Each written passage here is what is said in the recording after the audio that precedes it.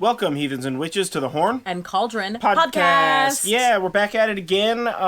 So we're gonna We've got a special we got a special one for you guys. We have another interview. So before we get to that, we have to do like the intro thing, and then we're gonna have that, and then we'll have like an outro thing. You know the routine. You saw the one that we did before, and I'm gonna assume that we're doing this the same because I have no clue. Or maybe this is the first time, in which case, hold on to your seats. So, firstly, business out of the way. If you're watching this on YouTube, don't forget to like this video, comment below, share, subscribe, ring the bell, and do all that kind of stuff. The links, all of the like social links and like shop links and all that kind of stuff for the person that we're interviewing will be down below in the description on YouTube, as well as in the show notes or description or whatever you call it on podcasts for the podcast thing. So you'll have that stuff there. Yeah, before we get into the podcast, or the interview, who are we interviewing? We are going to be talking to Rissa Miller, and she is of teandsmoke.com. So that's teandsmoke.com. And she's going to be talking to us about a variety of things, but especially about capnomancy. Which is a smoke divination. So stay tuned for that. That's going to be coming up right next, and we'll catch you guys in just a little bit. My name is Rissa Miller. I am a seer specializing in tea leaf reading and smoke scrying. I'm a third-generation tarot reader, and I also have an intense passion for understanding the history of esoterica, including witchcraft, ghosts, folklore, and how it kind of relates to who we are now as a society and how it all fits together. I live in Maryland. I practice and give talks all over the world now via the internet, actually. So that's been a really awesome addition to be able to do readings remotely and give talks remotely. And I'm absolutely thrilled to be here with you both today. Yeah, thank you. Yeah, we're excited. We're very excited to have you. Thank you very much for taking some time out of your day and chit-chatting with us. And I guess where I kind of want to start with is smoke scrying. We've done an episode on tasseomancy, tea leaf reading, so we have like a little bit of stuff on that. But smoke scrying is definitely something that we've not really done a lot of research into as of yet. So give us a little sort of history and what you do in smoke scrying. That's very interesting. Absolutely. So it is one of the oldest forms of divination, dates back to when people first found fire. They would look into fire, into the smoke to look for signs or symbols.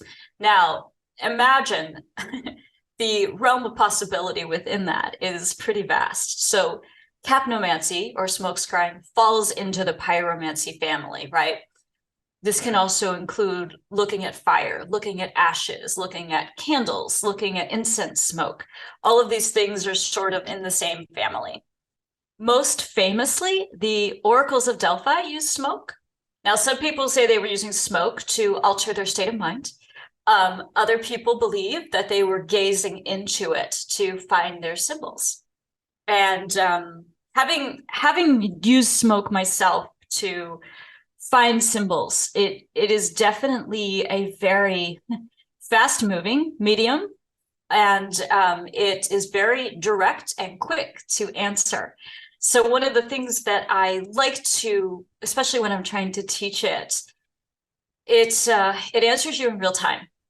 So, beyond the simple yes no types of divination, this is a system of divination that can create very articulate pictures. And when I'm teaching it, I always tell people, start with your cell phone.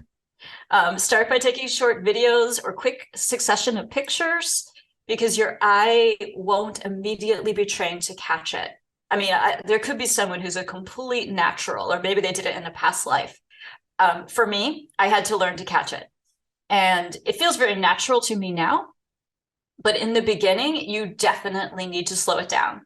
Because say, I'm trying to think of an actual example. One of my clients recently asked me, will my relationship with my mother improve? And it is a yes-no question, but we all know that's not a yes-no answer. Yeah. It's not. That's a complex answer that's going to take time. So the first picture that came out in her smoke was a dragon. And I said to her immediately, which one of you is the fiery, feisty one, or is it you both? But there weren't two dragons. It was the mom. And it turned out that the woman who was seeking during the reading was a little bit shy and retiring in her personality, and she sort of would always give in to whatever her mother wanted. So the mom was showing up as a dragon, and there was a literal broken heart that came out in the smoke, as if the young woman really is brokenhearted that her mom can't see and accept her as she is. So literally these pictures, they pop up really quick, and they're very articulate. I have seen faces in smoke. I have seen very specific trademarks of certain people for those who were seeking from me. And I'll end up asking them, who wears a fedora hat in your life? And they know immediately who it is, because to them, that is meaningful. And so when I read symbols that aren't that specific, I do use the same language for smoke that I do for tea leaf reading. And anybody who does this kind of randomized divination will have their own way of doing it. We all have our own little language or system that we use. Other people I know who do this, it's very individual. Sure, totally. I mean, there's some universal symbols like a dollar sign. We're all going to read that as money in the United States. Yeah. But if I'm reading for a client in, the UK, that's not really so meaningful to them. So, the universal symbols have to have their flexibility, I guess. But outside of that, so there's a symbol. Here's a good one. I always read a squirrel as something is coming along that you need to save your resources for. So that's good. Yeah. Right. When I see a squirrel in somebody's smoke, I say, okay, so what you're asking about is going to be more trying than you imagine. And you're going to have to plan ahead. You're going to have to set aside whatever resources, including money, that you might need to get through this. That's a really apt way to describe why awesome. A squirrel. Yeah. Totally. Yeah. Do you find that you get a lot of things that are like coded for the other person? So symbolism is so unique to people, and what seeing a squirrel for you may mean resources, but for them, maybe their parents' favorite animal was a squirrel or something like that. That there's always latitude. And it is important to approach this sort of open-ended divination with an open mind, right? Yeah. There have been symbols that have come along in both tea and smoke that I could have never guessed in a million years what it was. It was only meaningful to that person. A great example, one time I was reading for a gentleman, and there was a picture of a lizard with a martini glass. And I thought, I must have seen that wrong. That must be a mistake. And, over the years, though, I've learned to trust myself, to trust what I see, to trust my intuition. So I said it, and I was like, I might, if I miss the mark, it's okay. I'm just going to put it out there. He knew immediately that it was his mom. He and his sisters call her the reptile, and she likes to drink a martini every night. Amazing. That's awesome. So it meant nothing to me. And I remember thinking, oh, geez, I'm going to mess this up. But I didn't. It was exactly what he needed to see. I find that when I'm talking to people who are sort of newer to divination, are always really hard. It's always really hard for people to sort of trust their intuition. How would you say that you really hone that for yourself? That's a long story. So we got time. Yeah. Okay. Well, let me start at the beginning. I didn't actually know as a little girl that I was being trained to do this work. But when I was a little girl, my dad went to art school. He's still around, but he doesn't draw that much anymore. He was an artist. And we would play a game called Scribble Art. And the idea is you close your eyes, you put a piece of blank paper in front of you, and you just scribble all over it in different ways. And then you trade with whoever you're working with. Or sometimes I even do it alone, still to this day. And then you start to look for patterns in the chaos. And that's so cool. It's a great game. I did not know it was called scribble art, and I have been doing that since I was a kid. Just as like a fun thing. That's so interesting. I've never found somebody else who does that, where you just you just scribble on a page and then just like pick symbols out and like highlight them or whatever. Yeah, that's very interesting. Oh man, okay, cool. Scribble art, nice. So I think my dad just did it to entertain me as a child, and it turned out to be something that we did the whole time I was growing up. Probably started when I was 3 or 4. And when I graduated from high school and was moving away to college, we'd still sit down on Friday night and swap scribble art and color. And it's something I still love. And I think it's not only a great way to entertain a child, but a great way to learn the beginnings of that sort of self-trust and seeing.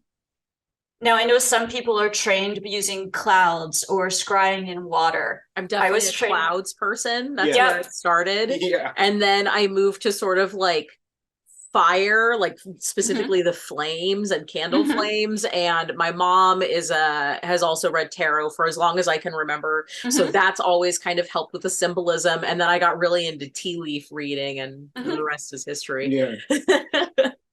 So yeah, it's basically, for me, it became about learning the symbology language. And as you know, I mean, literally you can get a PhD in symbology.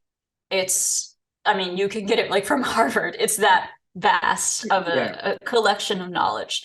And when people ask me, is this symbol right?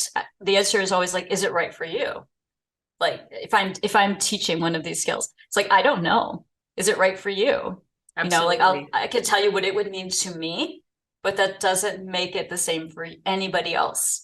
Yeah. And except of course for those universal symbols we talked about, like a stop sign or a dollar sign. Yeah. Well, and sometimes I feel like you don't really know right away when it's a symbol that you don't understand the symbology behind. Yeah. There was one time where I did tea leaf reading and I saw a like grape leaf. We live near a lot of vineyards. We live in the wine country. Lovely. And 2 golf tees. And I was like, what the heck is this? This makes no sense. Like I drink box wine, so I'm not like a go to a winery person. Yeah. We're not that fancy. We're not that fancy. And neither of us golf. And he was getting gas a couple of days later and found 2 golf tees from a place nearby, and their symbol is like vineyard leaves. Like, oh my gosh, like that's the thing that that you saw. Yeah. I like you had mentioned earlier about using a cell phone to record the smoke. That's absolutely, I love that idea. I love the idea of recording that kind of thing, just so that way you can kind of like look back at it later. I'm terrible at writing down divinatory readings because inevitably I just get lazy, and sometimes the cards will just sit there, or the runes will just sit there for like a week, and I'll just come back to them later. But smoke being transitory, something that goes away so quickly, I think using a cell phone to record it allows you to like scroll frame by frame and really record that stuff. And it's such a great use of like modern technology in an ancient practice. I think we often try and segregate those things. It's like, well, this is an ancient thing, so you gotta put on your all natural fibers and go out into the woods and do the thing. And I love all that. That's but sometimes it's also easier to just like use the technology around you.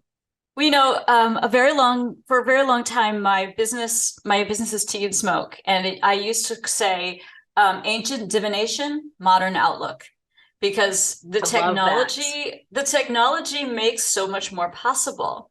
And I've had people tell me things like, you can't light incense with anything but a candle. I'm like, really? Because I'm going to use this lighter.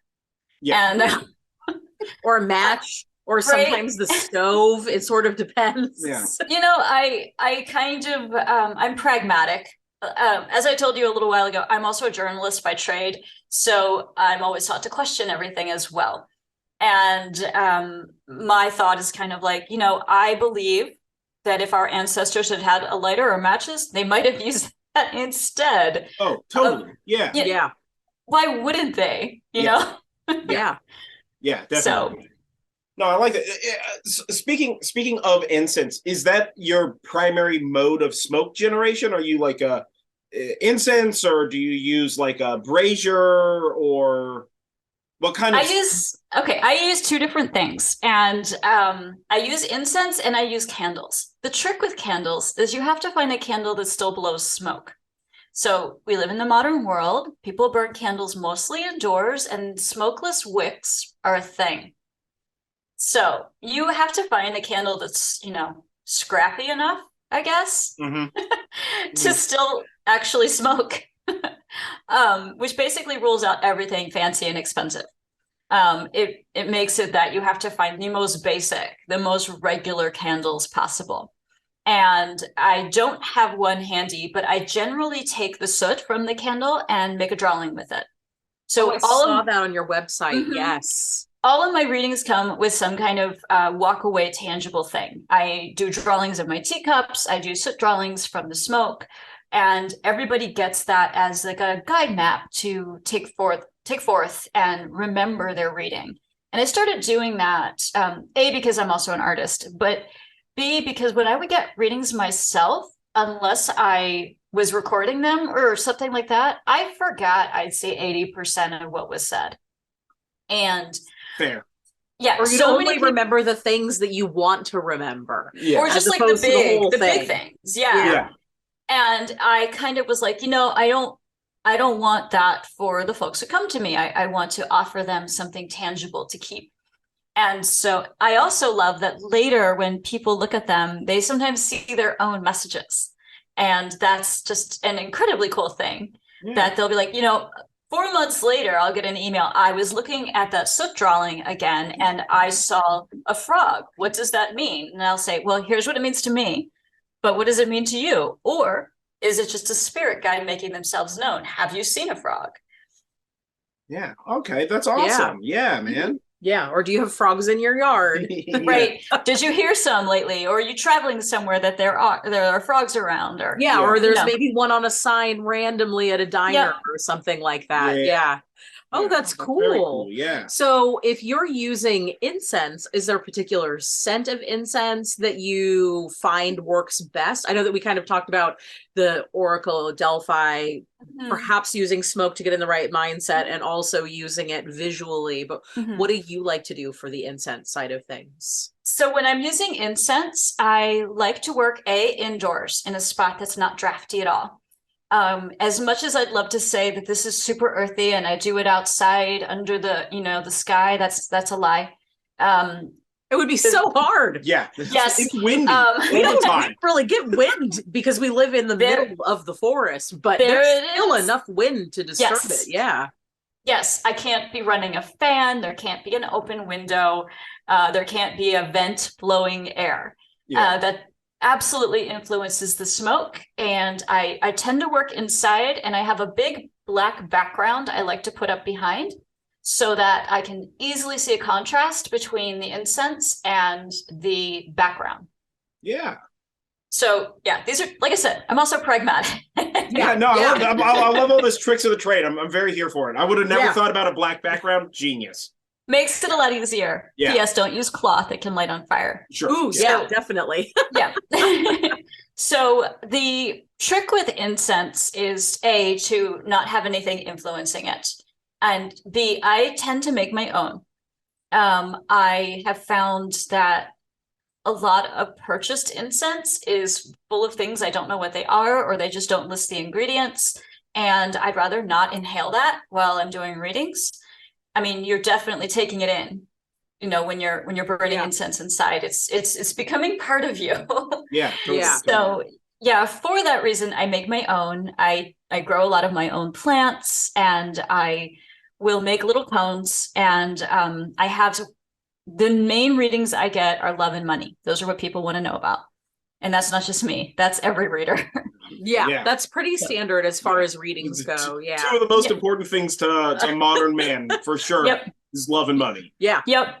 It's on everybody's mind. Yep. So for love, I make one that is mostly rose petal and hibiscus. And for money, I make one that's full of like cinnamon and star anise and spicy things like that. And sometimes I throw a little bit of sage in both. I do also make just a plain sage incense that is good for people who say, I don't know what I'm doing. I feel lost.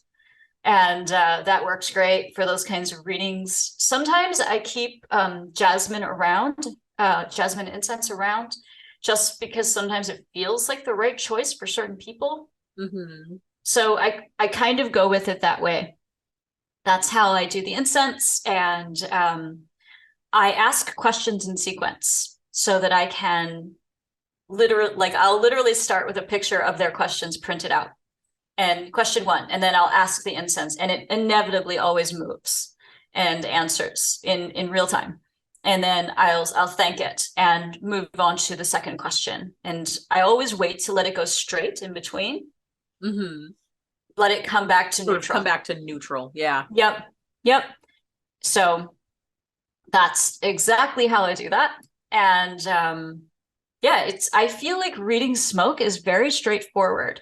The not straightforward part of it is learning to see it fast enough and having a symbol language in your pocket to read it with. Yeah. You don't have the opportunity to like pause the smoke and then like through the book, Google a symbol or flip through the book or what have you. So you kind of have to have it all sort of up there all the time. Yeah, exactly. Yeah. And what I always tell students is the key is, like you were saying, Julie, is trusting your intuition. Yeah, and not doubting what you see.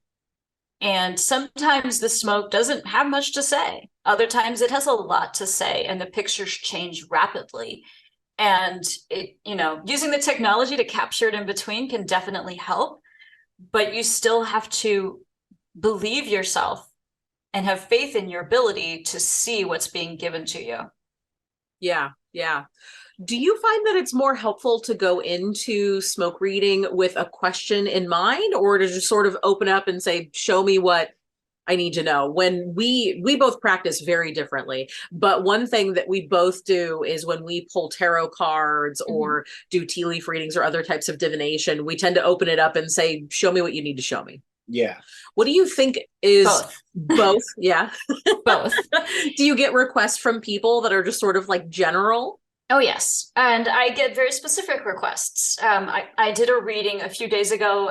Somebody was asking if they should continue with their dog doing, what is it called? Agility. They didn't know if the dog was happy or not. So that's pretty specific. That is pretty specific. Yeah.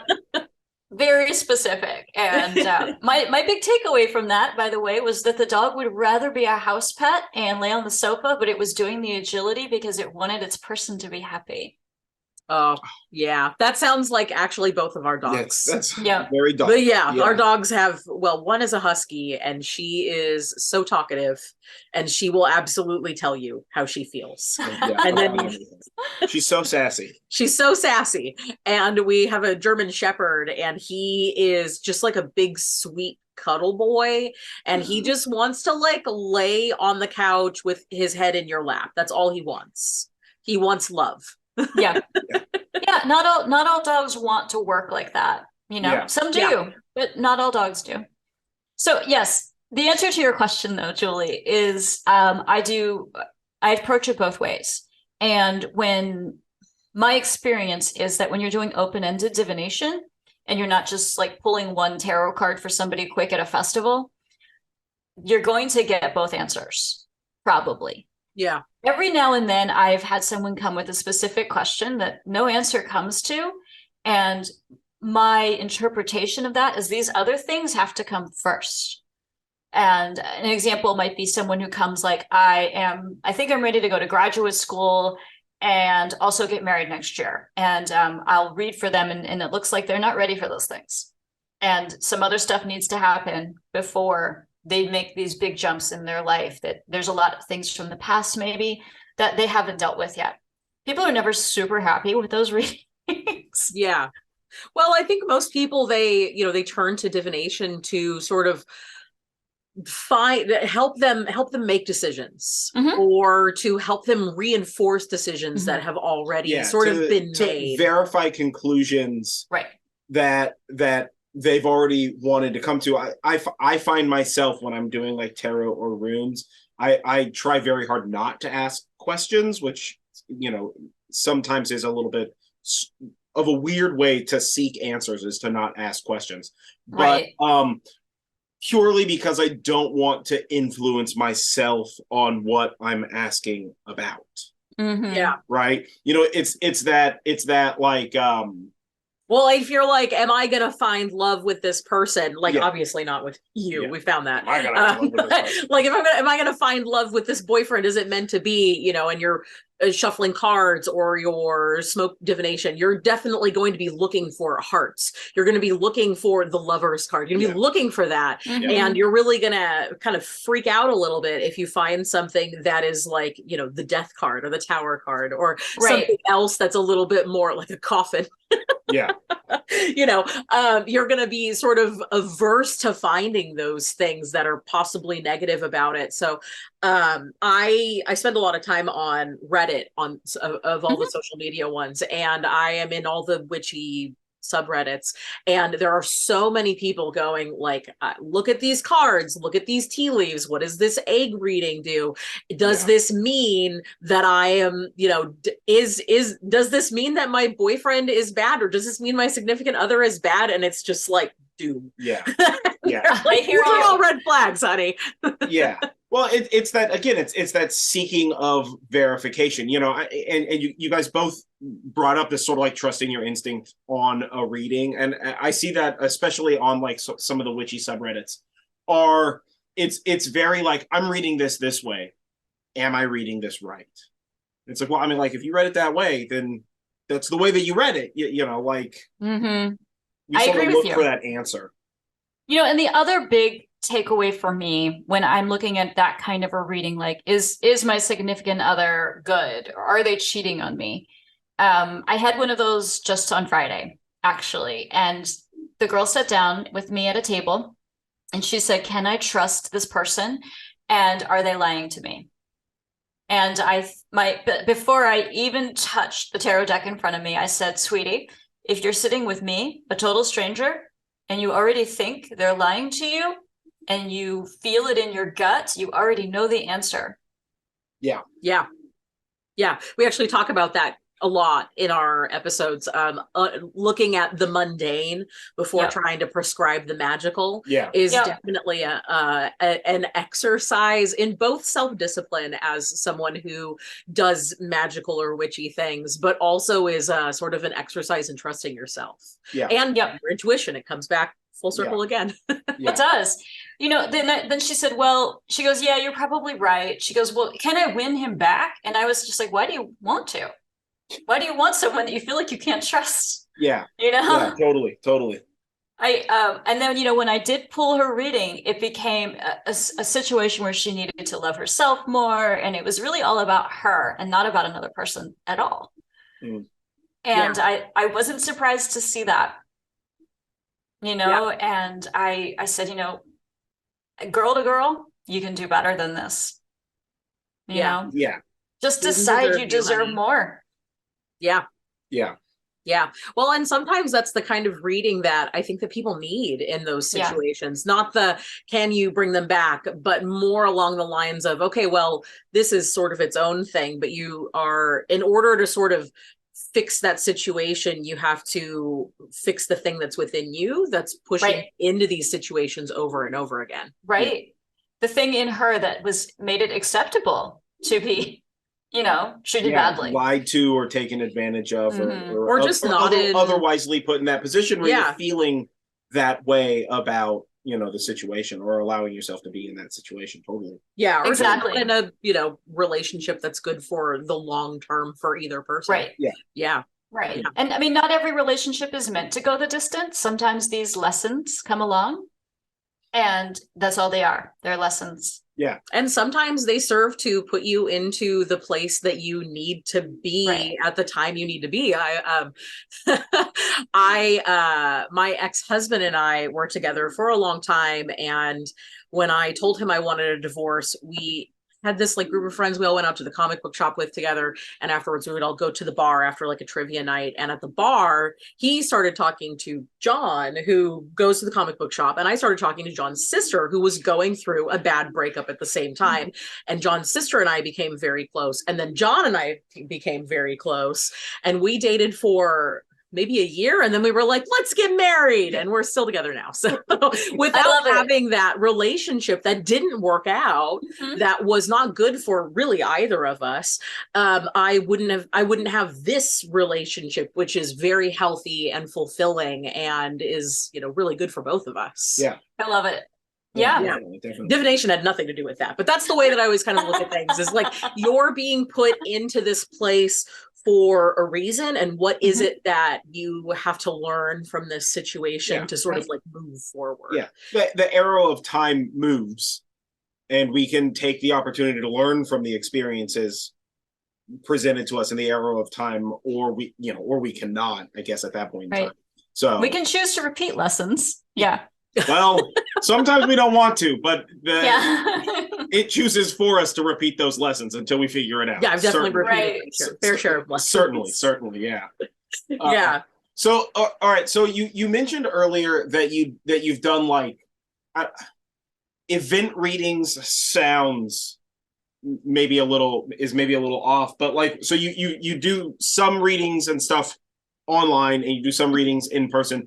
Is smoke generally always like distance reading thing? And then like your in-person stuff is more like tarot and tea, just because it's more manageable? So my distance stuff is usually smoke and tea. Because the drawings that I do that go with my teacups take a little bit of time. Now, I can do them in person, but it's not a quick turnaround to sit and do a pen and ink drawing. Sure. Yeah. And not all, I tend to, if I'm going to do tea in person, it tends to be at a place that's quieter and sometimes even unexpected, like an art gallery, where it's already kind of a very calm vibe, and people expect things to move at a slightly slower pace than, say, a cafe. Yeah. Yeah, I don't do smoke. I have yet to find very many places where smoke is safe to do. That makes sense. There's always that fire element and liability and insurance, and there's that practical stuff again. So, wind and Yep. Other people breathing heavy near you. Or doors opening and closing, creating a draft. It's a very tricky thing to take on the road. Sure. And it's not that I wouldn't. It's just that when I explain that liability to people, they're usually like, no. They're like, let's do something totally different. Sure. But yes, the cards are very easy to carry. I also do claromancy with crystals, and that's very easy to carry along as well. I just need a place where things can be, thrown. So, people really like that too, because the crystals are so lovely to look at. Sure. But Claromancy, so is that sort of like casting bones, or just like that? Oh, okay. Yep. Okay, cool. It's just like that. I have a set of, I think, 45 different small crystals in a bag that are thrown out, and not thrown out, that makes it sound like discarded, that are tossed onto a table. And then I read the pattern in context of basically a grid that is sitting in my brain. And I find the story that they have for the person. Oh, neat. Very Do you cool, also use the sort of metaphysical or like energy healing type properties of the crystals when you do that? Like amethyst means this, lapis means that. If it calls to me. So as I created this system, I sat with my collection of crystals for a very long time. And I wrote out meanings for each one. And everybody who gets the claromancy reading gets a copy of that page. And some of them, like when you're looking at rose quartz, you do feel love. It is a love stone. And I don't always read it as a romantic love stone, especially because I feel like it can call to like loving your family, or loving yourself, or loving your friends, or loving your work. But loving a situation. Exactly. But, it depends on where it falls in relationship to the other stones. And that's kind of how that gets put together. And so, Snowflake obsidian has its own qualities as a healing stone, but to me, it's kind of like the tower. When I see that, it means inevitable change is coming. You can't fight it. You might as well get ready. And it's actually the only one of my crystals that has cracked during claromancy. Oh, wow. It is not the softest stone by a long shot, but it made me feel like I chose right for you. You know? Yeah. Okay, yeah, that's awesome. Mm-hmm. So when that one cracked, did you replace it with a different of the same stone? Or you're just using the cracked one? I do. I do use the cracked one. I feel like that it found its true shape, so to speak. Ah, yes. Neat. Very cool. Yeah, Very that's cool. really cool. I don't think I've ever met anybody that's done claromancy like that. That's very cool. So you have a whole repertoire of divination that you do. So I do, and you know I do love my tarot cards. Like I said, I'm a third generation tarot reader. I have my grandma's tarot cards. They're beautiful old tarot deck. They are Tarot de Marseille. And I remember how cool. It was a very long time into my card reading career when I saw the Pamela Coleman Smith deck. And I was like, who are all these people? Like, why are all these? Oh, that's the deck that I grew up with. And I have a full printing of that deck that that's I use sometimes. We both have many decks. Too many decks. I probably do. I have too many as well. But you know, I think, could I give up one? Could I give a few away? I'm like, no, I need these. It's just, I feel like they tell me when they need to be used. Yeah. And sometimes I put one in more of like a long-term storage kind of place, knowing that I'm going to probably come back to that one later. Yep. Well, so then, you know, I have like my, a deck that's for Yule. I have the Halloween Oracle. I have that one too. It's a beautiful deck, isn't it? It is.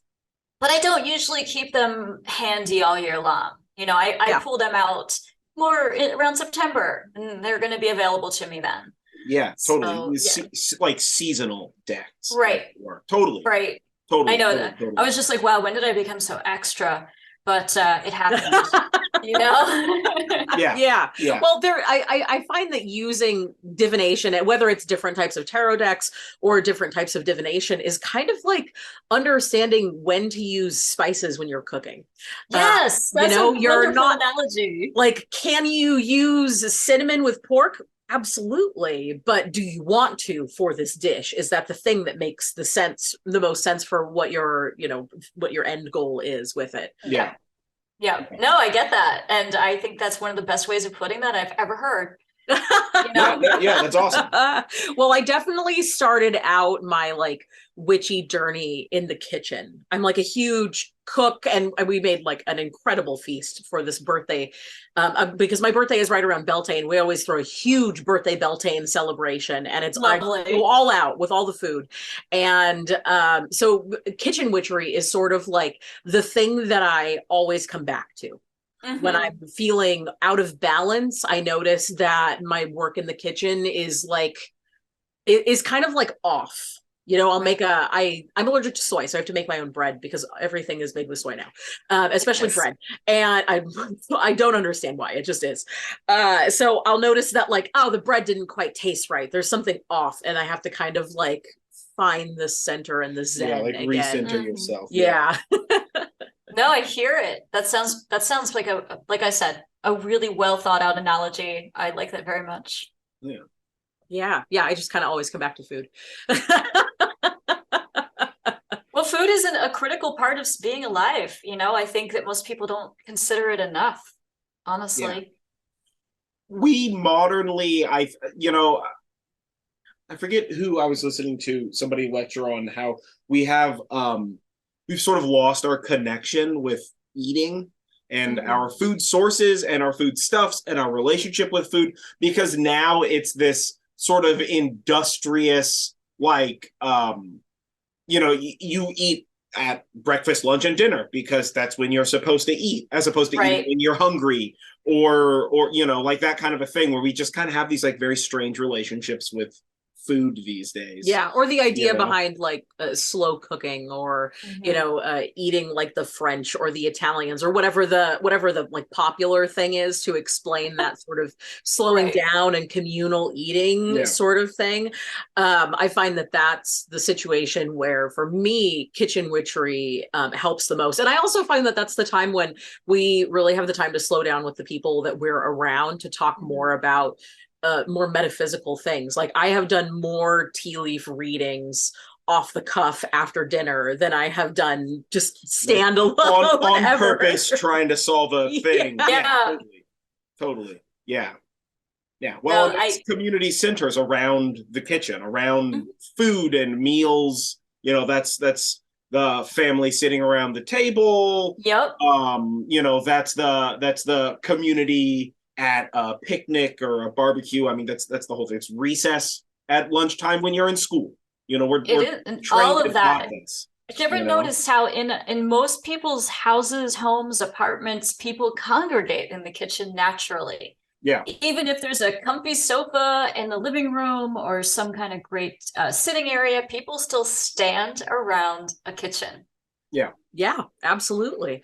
Well, and you can sort of see that with some of the divination aspects as well. So there's tea leaf reading, there's smoke and fire reading, and traditionally the hearth fire would be in the kitchen. There's bone readings, which we some people think may have been tied to throwing out the old pot of soup, and you have these bones on the ground, and now you might as well look at it. Or an animal sacrifice, and you look at the entrails to understand. Very spicy, it all goes back to that food thing. Yeah, well, and like you were talking earlier about herbalism. It's the same thing with that. Like, we know that food gives life, and we know that some foods can solve some problems, and some foods can exacerbate other problems, especially with allergies and such. So it's that thing where it's like we always sort of return back to this sort of like base connection with food, right?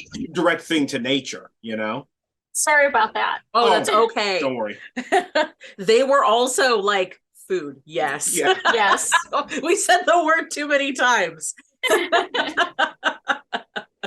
But yeah, I mean, even historically speaking, in Maryland, there's old divination that links to loaves of bread.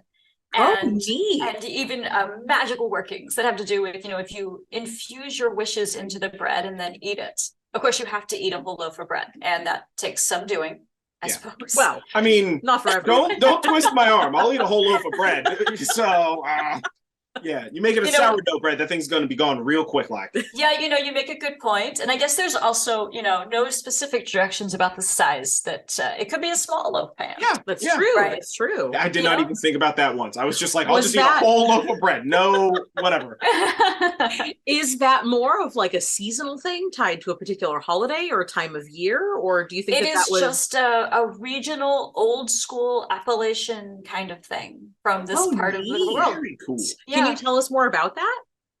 I don't know a ton about it. I have not found any native practitioners to interview, to be totally honest. But like I said early, history and these kinds of old pieces of lore and folklore are one of my passions. And when I found the old stories about bread, I found that even governors' wives were magically treated with bread, and were, given bread to cure, I don't know if this works, but to cure bronchitis. I feel like bread is good for everything. I don't know if it's good for that.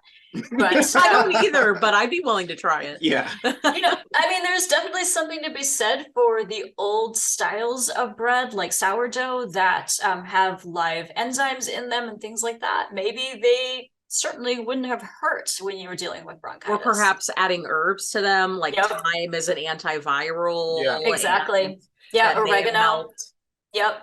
Yeah, so totally. There's a lot of this old sort of folkloric magic. I mean, I'm sure you've heard the old all the old apple lore about how, and it's, how you eat it, or how you dispose of the core, or if you cut the seed, or any number of variations on apples have been used in divination since forever. Yeah. Really? Even Salem started allegedly with a witch cake. allegedly. Tituba, one of the women accused of witchcraft, who was a person of color, taught 2 girls to make a witch cake. And I've heard varying accounts on whether this actually happened or not. I mean, we'll never really know at this point in the game. Until we invent time machines. Yeah. Right? Or you meet a good enough medium to actually talk to these women. Yeah. But if they want to talk, I guess. Yeah. But you know, she finally did confess to doing it. I think she'd been tortured enough that this poor woman would have probably confessed to everything at a certain point. And but yes, the whole thing kicked off with food. Interesting. Well, I mean, it would be the resource that everyone has, and locally you'd see the same cuisines. Yeah. And regionally, you see a lot of the same things throughout the world. So like we have a particular variety of sage that naturally grows out in this area, not in our area, but near us. That, you know, so it's still sage, it's just a different variety of sage. Totally. And, you know, it's sort of, you see that sort of thing throughout the world from like an herbalism perspective. There's sort of always something that fits that particular subset of things in a place. Yeah. Oh yeah. Well, there's some sages that don't like to grow where I am. You know, the all popular white sage that everybody wants, it doesn't like to grow here. It's too humid and wet. And I would happily propagate it just to help spread it because I know it's being decimated. We've also had a hard time with growing that here. At our house, we have found the most success with pineapple sage. It grows like a tree. Yeah. Oh, and it's so lovely. It's beautiful and it smells amazing. It's got flowers are fantastic. Yeah. We've got like a whole giant bush with leaves as big as my hand. Yeah. And it gets like the stunning red. Does yours get the red flowers? Yeah. Yes. Oh, it's so pretty. Yeah. Very, very pretty. Yeah. Yeah. So you've got so many cool things to talk about. I'm just like, what do we have time for today? But before we go too much further, I want you to have time to plug yourself. So if you were to tell people about you and what and where to find you, why we should visit your website, what kind of things you do, tell us about you. Plug yourself. Okay, thank you. So you can find me at tasseography.com. That is my website. And you can get remote readings from me there. I remotely do tarot, tea, and smoke readings. I don't offer the crystal readings yet remotely. I usually have the people throw the stones. So maybe at some point I'll feel ready to offer that remotely. But the tea readings actually work great remotely because it's just like the smoke. I can incorporate technology. And instead of having to look at a cup, I look at pictures that I can multiply in Photoshop by 400% and see even the teeniest, tiniest details in the tea. And the same with smoke. I am still able to send pictures of the smoke as it happened in real time. And I think tarot readings work great remotely, even without my seeker splitting the deck. I feel like energy moves the same whether we're next to each other or across the world. And I have read for people on every continent now, except Antarctica and Africa. So marking those boxes off. Love it. Nice.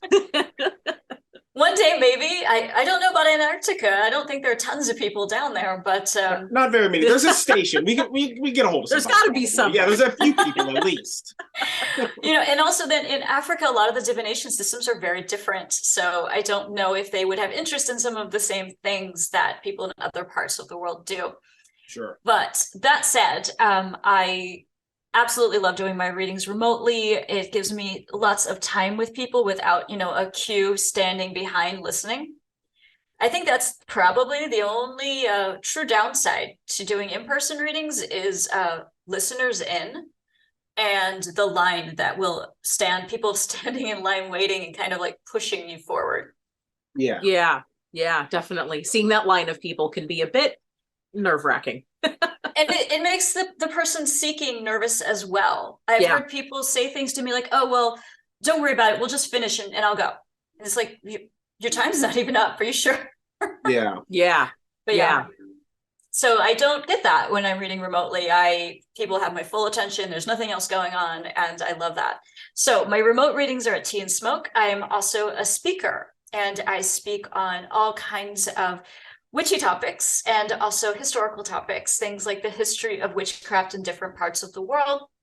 I do a lot of ghost lore programs, cryptid lore programs, and how they all sort of fit together. I do a history of superstitions program that is not regional in any way and has been incredibly popular, finding out why do we do things like throw salt over our shoulder, and it's nothing to do with the show Supernatural.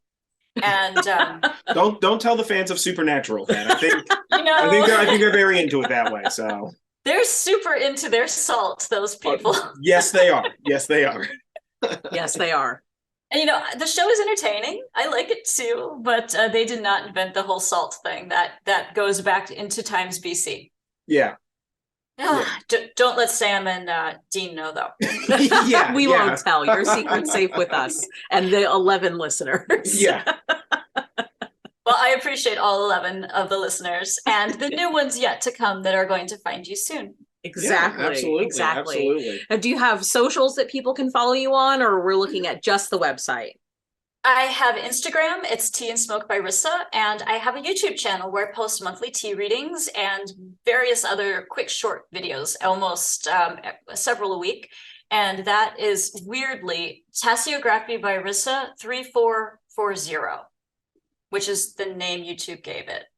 Yeah. All right. Yeah. And for those of you listening on the podcast networks or on YouTube, we will have those links in the description or in the show notes so that you can more easily we'll have your website and social media and YouTube channel linked in the description below for the YouTube video, and then in the description for the podcast. So you'll be able to find it easier. Yeah. Yeah. Yeah. Well, cool. Thank you for all that self-promotion. We're very excited about all of that stuff. I know I was looking at all of the talks that you have, and I think it would be so cool if you could come back maybe in the fall and talk about something dealer's choice. Yeah. Whatever it is that you particularly enjoy. I would love to come back. Give you a sort of a spookier talk for fall. Yes. I absolutely love the history of all of these sort of witchy and occult topics too. I delve into a lot of that on our deep dive episodes, and a lot of people I have found come to me and they say, I need help researching stuff. And it can be so hard because I have a very specific way that I research things and vet things. What would you say if you were to give somebody advice for how to research stuff historically? Patiently would be the main thing to look out for. The first thing I'll say is it takes a lot of patience, and you have to be willing to invest the time to find as much as is available, and to also acknowledge when you just have hit a dead end, and to be okay with that.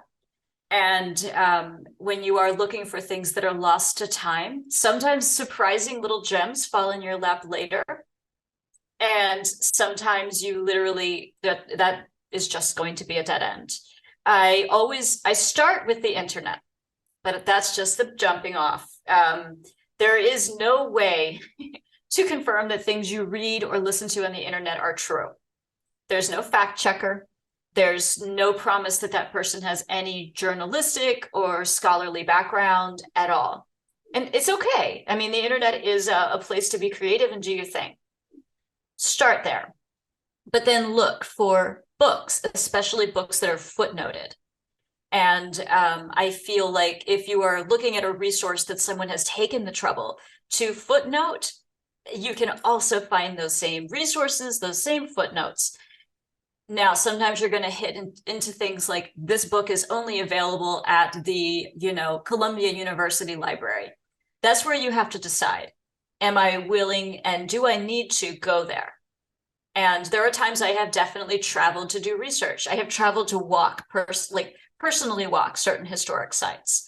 Now, that's not always doable. I live on the East Coast, and I can easily get into Washington, D.C., Baltimore, Philadelphia, even to New York. Now, I can't easily get to Dublin. to look at a resource. Yeah. Even Sure. for us, going to Washington, D.C. would be a bit of a commitment. Yeah. Right?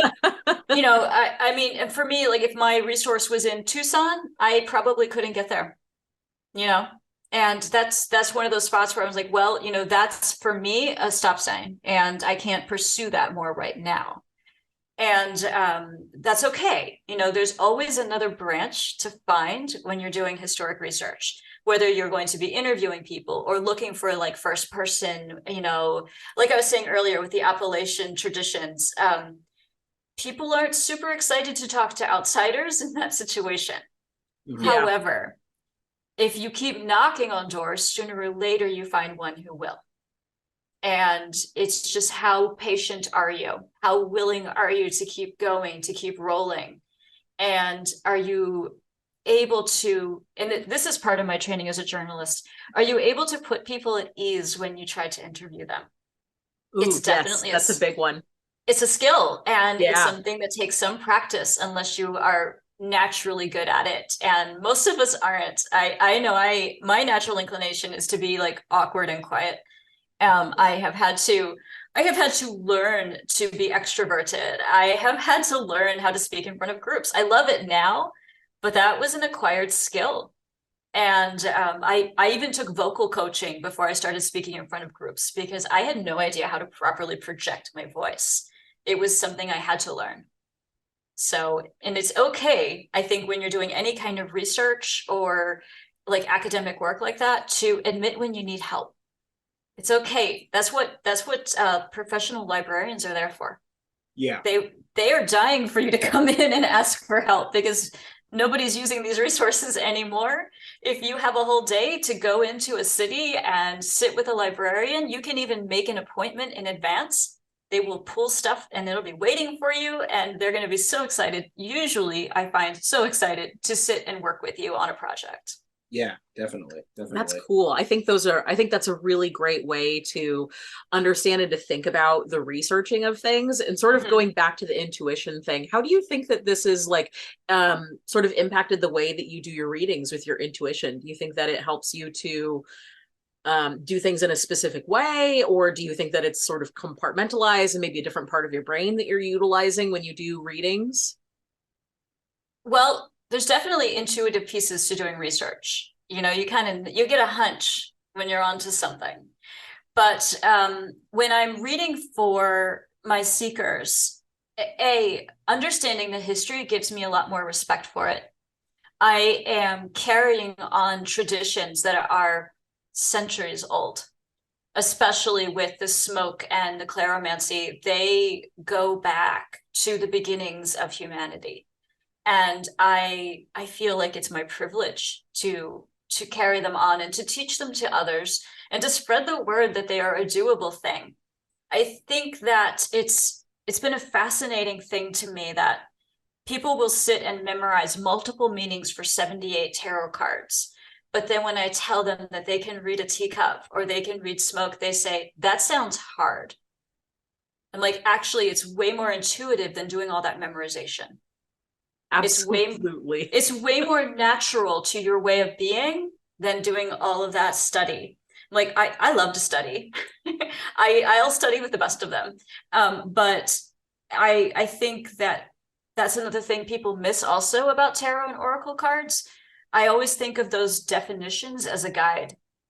And sometimes they fit together in a story differently than, you know, biddytarot.com says they're going to. No offense to biddytarot.com. It's just that everybody likes to learn there these days. And that's cool. Sure. I'm Yeah. good on Biddy for normalizing tarot. Yeah. Yeah. I think that's that's another great conversation all by itself. The whole act of normalizing divination, the act of normalizing manifesting, the act of normalizing herbalism, and all of these things that became taboo because of basically the burning times and the witch trials, which are technically behind us, but people still hold on to the fear. Yeah. Including witches, honestly. Yeah. Well, it's something that we have touched on in a bunch of our other episodes as well, is it's a it's a lot different now than it used to be. Mhm. So I remember growing up in the like 80s and 90s, and there weren't a lot of occult books. And I was a library kid, we were latchkey kids. I read the it was UFOs and metaphysical and aliens and witchy stuff. I read that like Wicca. whole thing. And Wicca, yes. And most of what you had was stuff from Llewellyn Publishing, which really highlighted a lot of Wicca stuff at the time, because that was kind of the thing that existed. And it's funny because nowadays, we think of these sort of like 20th century pioneers of modern magic and go, oh, well, they made this holiday and that has nothing to do with what this thing really was practiced in the region of their influence. If it wasn't for them doing that, we wouldn't necessarily be seeing things. So it's really neat, because I know I was closeted as a witch for a really long time. And even when I wasn't closeted, I still wasn't very open to talking about this stuff for a long time, for fear of what people would say and what they would do. Yeah. And it's so cool to see so many people in not only in this space, but just sort of like outside of this, in like the real world, shall we say, doing this stuff. Like, people are getting tarot cards, people are doing tea leaf readings. There's a tea place near us that they do like high tea, and once a year they do tea and tarot. And I love it. Do tea, and then they do your tarot reading, and we see stuff like that popping up all over. And it's we live in a very progressive and liberal area of California, so for us it's always like, well, is it like that elsewhere? And because we're so sheltered in that. I can answer that one for you. So my parents live in a town called York, Pennsylvania, and if you've ever heard of the band Live, you know York. Okay. Also the York Peppermint Patty. Yes. So that's the town where I grew up. And it is a very small conservative type place. Even though I think legally it's now a city because of the suburbs, it's still a small town feel. You can go into Walmart, Michael's, or Five Below and find tarot cards, sage sticks, and crystals now. And it's just normal. And nobody bats an eye. Yeah. Even the historical society there, because I work with a place there called the Dark Parlor, which is an occult shop. I do presentations there, and I did a lot of research at the historical society. The historical society carries things about local magic, including in that region, their regional magic is hex magic or powwow, which has nothing to do with native cultures. It's actually German. And crystals are in the gift shop at the museum. And I was just like, we've arrived here. This is amazing. Yeah, it's so cool to see that sort of popping up everywhere and people being okay with it. And it's, as someone who I definitely have not been around since the burning times, but as someone who remembers a time when you didn't really talk about that stuff, and who understands at least as much as I can what things were like, even before that, it's really cool to see that there is the ability for people to speak out loud who they are, and what they're doing. The one thing that's really interesting to me from a historical perspective, before the burning times, before Christianity even existed, there was witchy and pagan culture. And despite the best efforts of those who tried to eradicate it, it never went away, and it's still here. Major religions have come and gone, and this is still here. Oh, I love that. Yes. Yeah. What is the takeaway here? That it's going to continue on. People will always have a natural inclination to resonate with the earth, with nature, with the cycles that are inherent to existing on this planet. And that is what so much of the witchy faiths, the pagan faiths, belong with. And it's kind of like, yes, I would say a lot of Americans have probably lost track of their ability to resonate with nature. And it's unfortunate, but I also strongly feel that the generations coming along behind us don't see it that way. I agree completely. Definitely. Yeah. It certainly feels like we are in sort of an occult metaphysical sort of revolution with regard to people trying to find answers not down the like standard path trod by like our parents and our grandparents, not breaking tradition. Also questioning, finding a deeper tradition in that, in the like it, for some people it's because they question or disagree with or have found issues in the norm, whatever that norm is. But for some, I think that it's just like trying to find an answer that sort of like fits better to them. Yeah. Yes. We all sort of take the path, we get a lot of like raised Christian or Catholic or like mainstay religion, and then they've decided to go away from that because they found that they don't resonate with that properly or what have you. But there's also people who just they never really had a connection there, and it was more like the thing that you're supposed, I think sometimes we approach mainstay religious tent poles sort of like school. Yeah. It's just like a thing that you go to. You go to church. That's what you got to do, and as such, I think that we're starting to get, during this most recent like sort of metaphysical revolution, we're getting a lot of that like, well, what if I want to do it different?